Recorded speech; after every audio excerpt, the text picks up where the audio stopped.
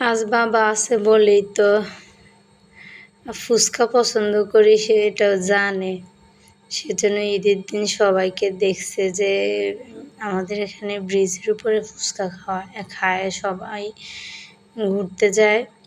পরে দেখতেছে অনেকেই গেছে খাইতেছে, তো গাড়ি থামায় অনেকক্ষণ ছিল। ঈদের দিন তো অনেক ভিড় থাকে, তো সেজন্য অনেকক্ষণ অপেক্ষা করার পর আমাদের জন্য ফুচকা কিনছে।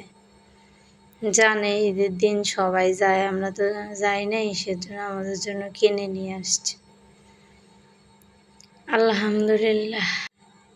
বাবা নামক বটগাছটা আছে বলেই তো আজকে মেয়ে আর ছেলের বউ কি খেতে পছন্দ করে সেটা জানে বলে আনছে।